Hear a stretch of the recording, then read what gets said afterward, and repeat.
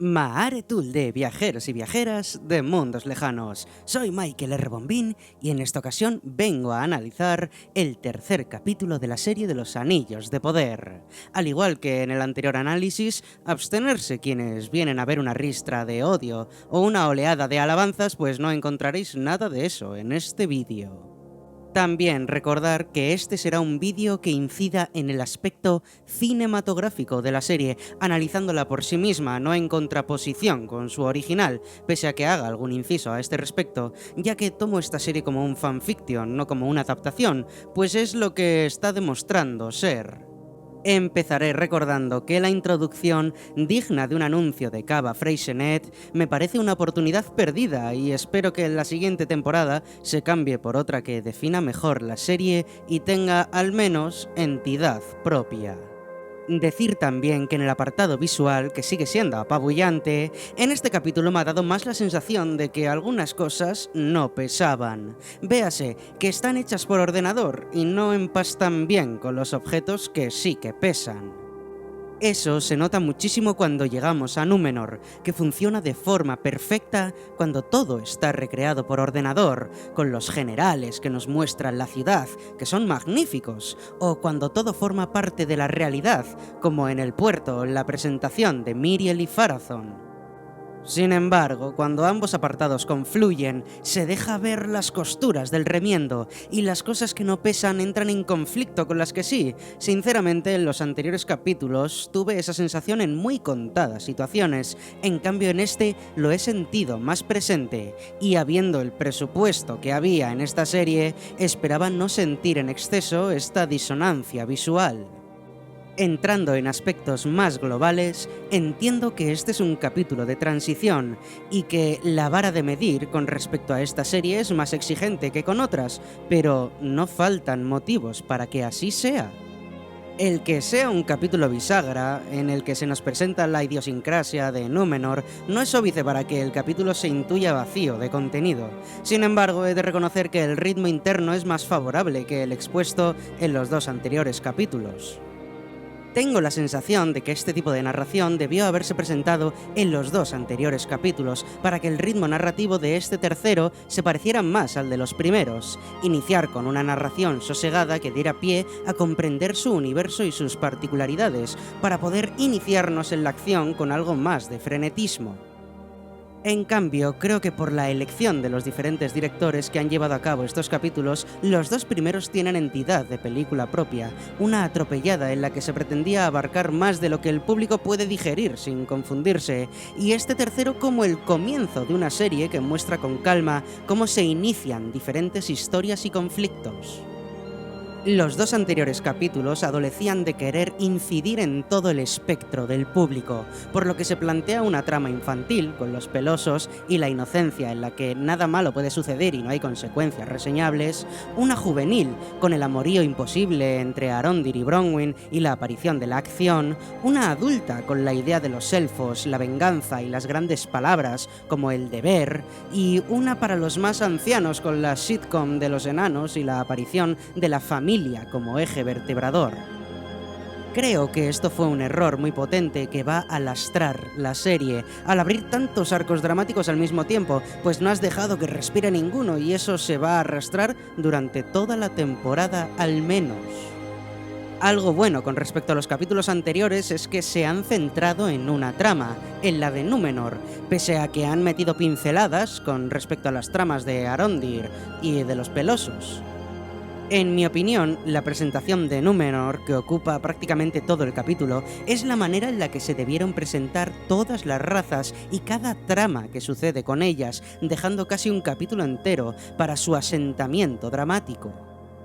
Pero para eso deberían ocupar media temporada en presentaciones, por lo que en mi opinión han presentado demasiadas tramas para la primera temporada, para captar a mucho público diferente en vez de enfocarse en dos o tres y que sea el diferente público el que decida unirse por la calidad y no por su representación en la misma.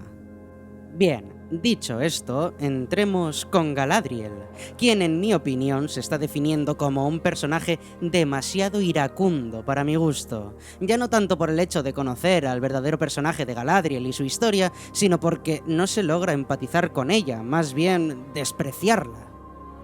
Entiendo que se haga porque quieren pronunciar tanto el arco del personaje para que se pueda estirar durante 5 temporadas, pero creo que al estirar tanto el chicle en ese sentido, se va a conseguir que a nadie le interese un buen final para él mismo. Al hacer que el público sienta antipatía por Galadriel o no se sienta realmente cercano al personaje, no querrá un buen final para este, sino que se vea sometido al pesar con el que parece cargar y por el que el público no ha empatizado. Ya no es que no tenga ni un solo rastro de su personalidad original, que es la de la elfa más sabia de entre todos los elfos, que no es poco decir, sino el hecho de que no parece ni acercarse a un personaje ni tan siquiera inteligente, solo prepotente, como muestra al llegar a Númenor y prácticamente en todas sus intervenciones. Puedo entender que la sombra ciega su razón, pero como espectador no he visto suficiente sombra envolviéndola más allá de los 10 primeros minutos en los que perdía a su hermano, como para que vea que ese estado es verosímil o incluso excusable, y en último término con el que pueda empatizar y quiera ver su transformación, que evidentemente se va a terminar dando. Con la premisa de su comportamiento queda extremadamente forzado cuando tiene esos destellos de felicidad, montando a caballo o cuando es reconocida como válida en su misión. Es un personaje con el que me temo que quedan banalizados los mensajes que la acompañan y que en efecto terminan por ser más una caricatura que algo reseñable. Una pena y sinceramente espero que cambie pronto. Entrando con Halbrand, detengámonos en su motivación por la forja. Cualquiera que no conozca el universo de Tolkien está exento de estas evidencias y sin embargo el ojo atento ha podido interpretar algunas cosas. Halbrand se queda mirando la forja y dice ser capaz de hacer cualquier cosa en ella si se le da la oportunidad.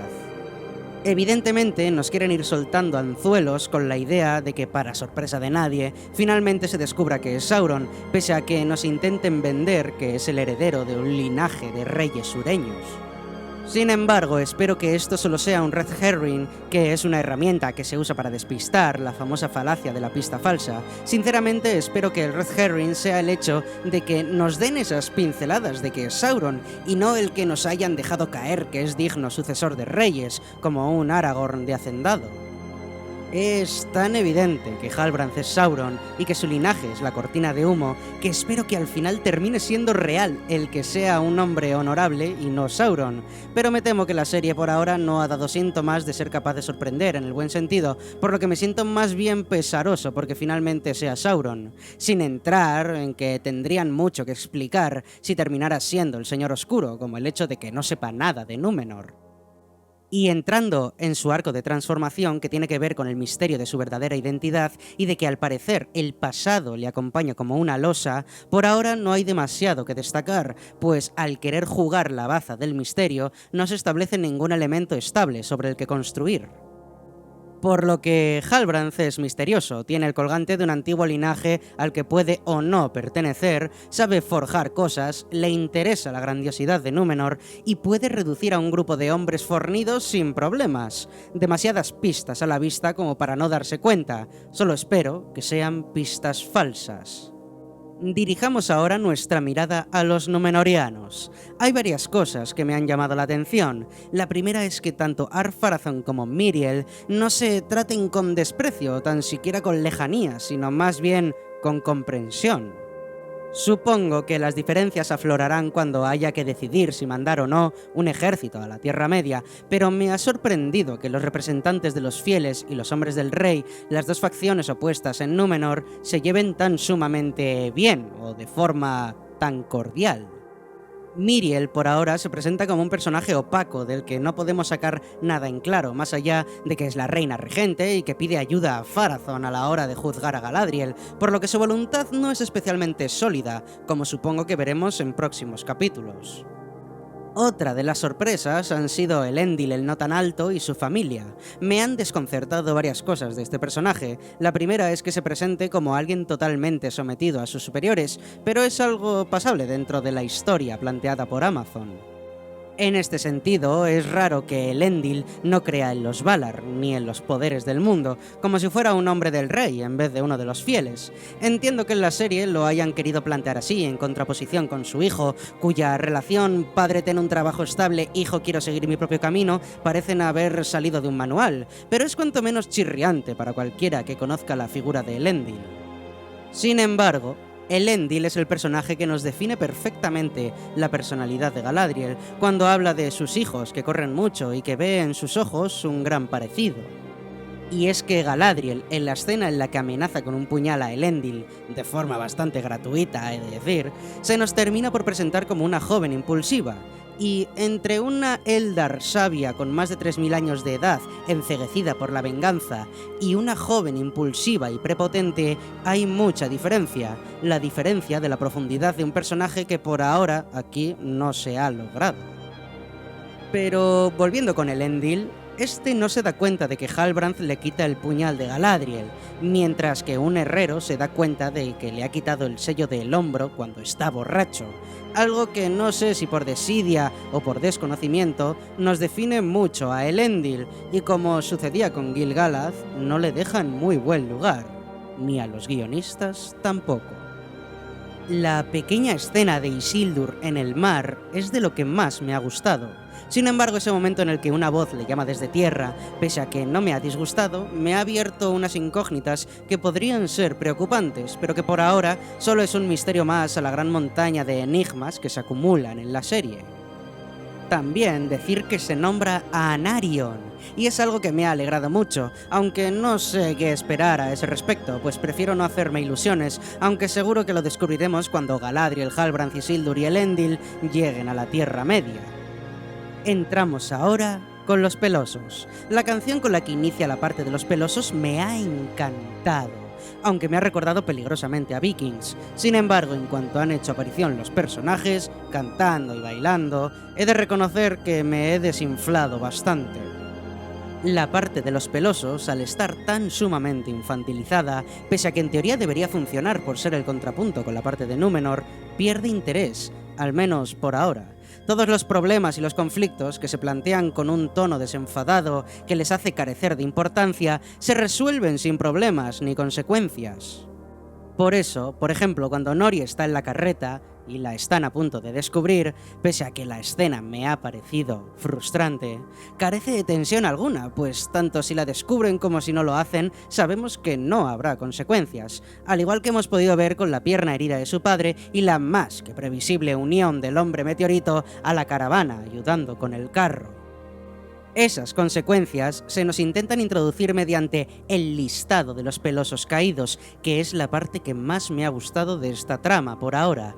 No obstante, es curioso que se nos presenten en forma de cuento lejano y no como una acción dentro de la trama, pues tiene ese efecto de cuento infantil antiguo en el que se esconden las consecuencias de la vida real con finales trágicos y que enseñaban a los niños cuáles eran los peligros del mundo.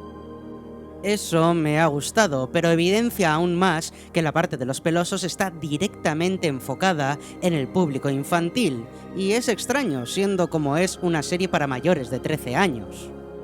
Por lo que, sinceramente, espero que suceda algo realmente traumático en esta trama, algo que implique unas consecuencias reales y eficaces para que madure dentro de la narración, porque si no va a ser tedioso, incluso con los fuegos artificiales que pueda lanzar Baby Gandalf. Eso sí, la banda sonora de esta trama es la que más me ha gustado. Por último, nos metemos directos a la trama de Arondir, que me ha parecido la más sólida e interesante del capítulo. Nos han dejado caer que los orcos no aceptan el sol y que están buscando algo, que sin duda se trata de la espada de Feo, con la marca de Sauron.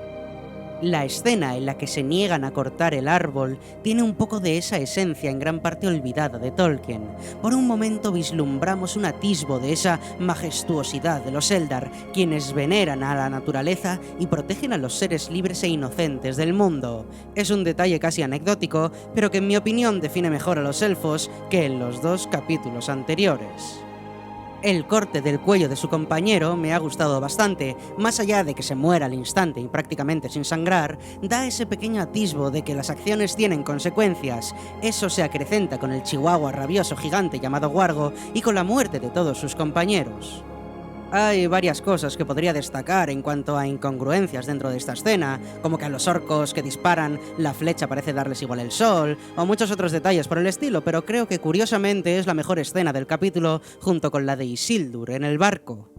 Quiero destacar dos cosas más de la serie. La primera sería el uso del misterio como elemento narrativo. Ese es un recurso efectivo en algunos casos y que funciona bien en determinadas situaciones y más aún en géneros específicos. Sin embargo, aquí todo es misterio. El hombre meteorito es un misterio, Halbrand es un misterio, la persona con la que habla Miriel es un misterio, incluso la aparición de Adar en el capítulo que lleva su nombre es un misterio. Sí, sé que el misterio es parte fundamental de una historia, pero cuando se abusa de él se convierte en un ancla que detiene la narración y que hace que su avance continuamente interrumpido se convierta en algo frustrante para el público. La segunda cosa serían los diálogos. Me da la sensación de que con ellos hay una pretensión de mostrar una epicidad que le falta a la acción. Las grandes palabras solo se sostienen si van acompañadas por grandes actos, porque si no quedan como una caricatura de su verdadero significado. A lo que me refiero es que hablar como si estuvieras en una obra de Shakespeare no te convierte en uno de los personajes de Shakespeare. Para ello tiene que haber una trama y una profundidad que por ahora la serie no ha dejado ver, excepto en contadas ocasiones.